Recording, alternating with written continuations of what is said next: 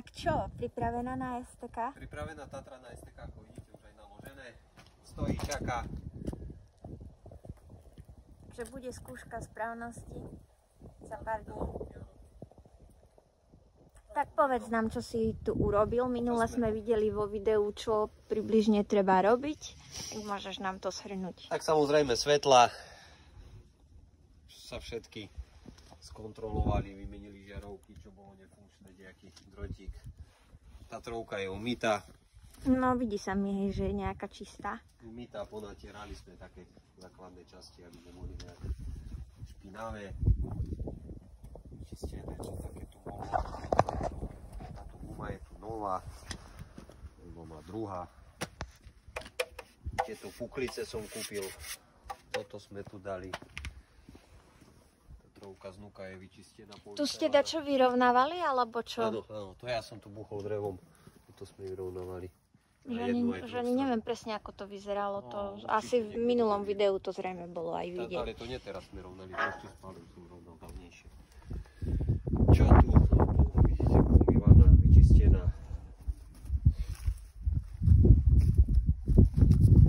Dostala nové filtre. Tu je vzduchový filter veľký, potom vo vnútri menší. Palivové filtre sú vymenené. Odvlhčovač, alebo ako to nazvať, čistič vzduchu alebo odvlhčovač tiež vymenený.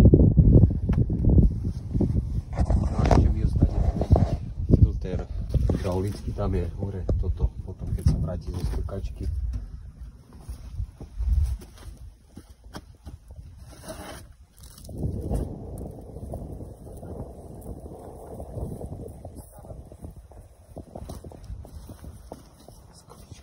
Nálepky si dával? Nejaké nové.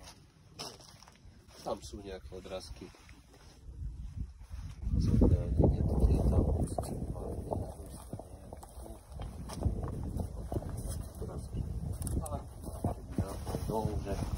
Ale nedával som. Tu sú odrazky.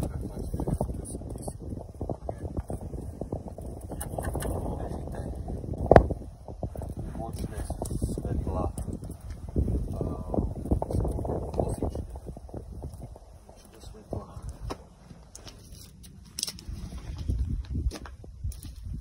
Vyčistené, ako vidíte, ponatierané, no. Pripravené.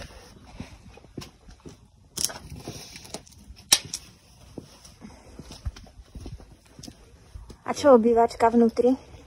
Obývačka vnútri samozrejme je vyčistená. No neviem, či ti mám veriť, keď nemáš kľúče, že či je dostatočne čistá, nemôžem to ísť skontrolovať. Nemám pri sebe kľúče. Obývačka je vyčistená, je všetko vyslované.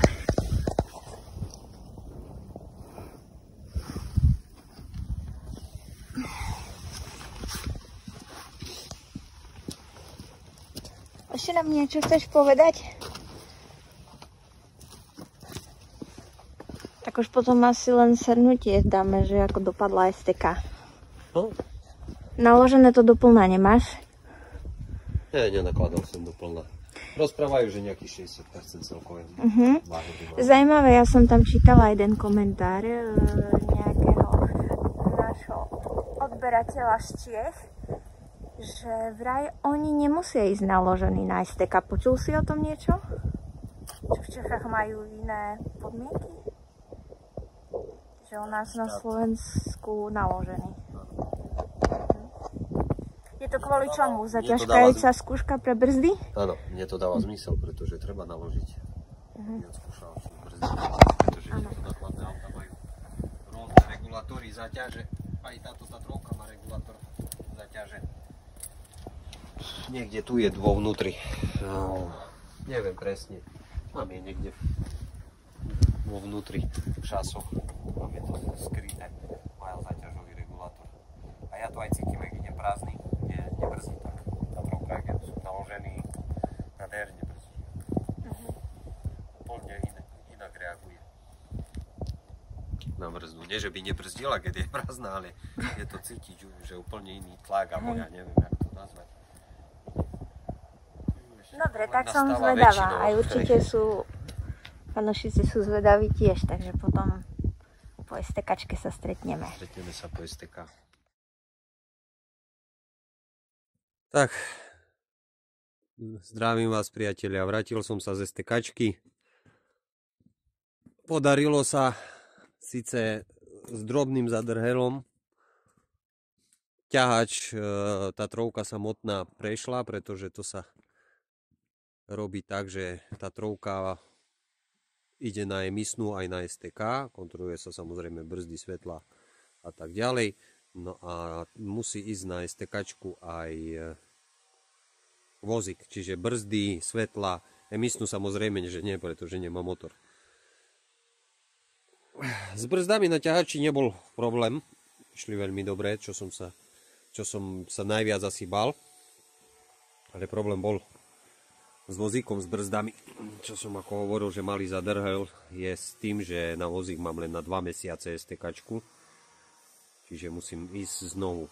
Problém bol s týmto kolesom, s tým ľavým, aj zadné trošku, no aj tamto nebolo bohu aké, toto brzdilo na nejakých 50%, čiže toto s týmto kolesom je problém.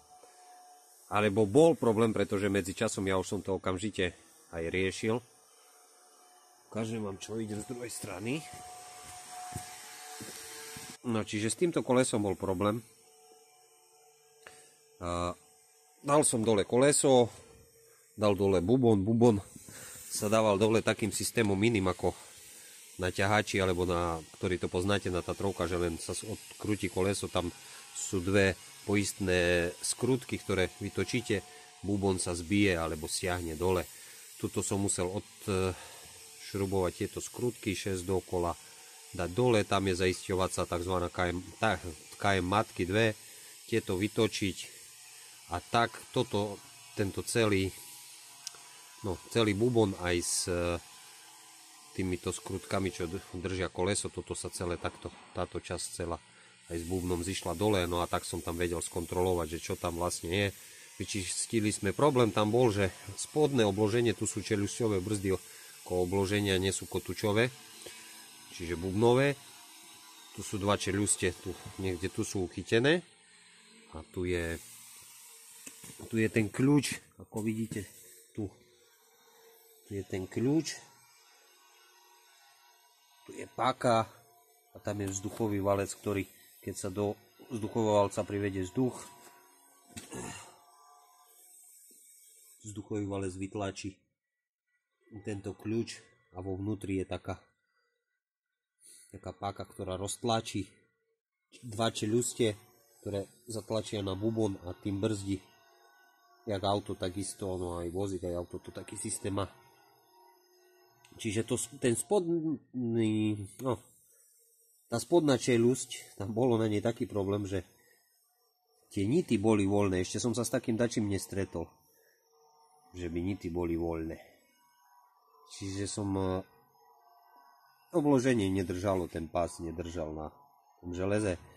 Sklepali sme tie nity, vrátili sme to naspäť, tu sa vymenili mazničky, komplet sa premastilo, všetky kolesa, najviac tam ako vidíte je nová maznička, sa menili, ktoré neišli pretlačiť. Toto sme zrobili, rozchodili, nastavili sa, tu je nastavovacia šruba. Nastavili sme kolesa, brzdy. Tak dúfam, že už s vozíkom nebudem mať problém. No ale síce na 2 mesiace STK na vozík mám, na Tatrovku samotnú na ťahač mám na rok, pretože nakladné autá podliehajú technickej kontrole každý rok. No čiže podarilo sa úspešne. Lúčim sa s vami, majte sa pekne, uvidíme sa pri ďalšom videu, možno aj najbližšie tam pri Vetrejskovom.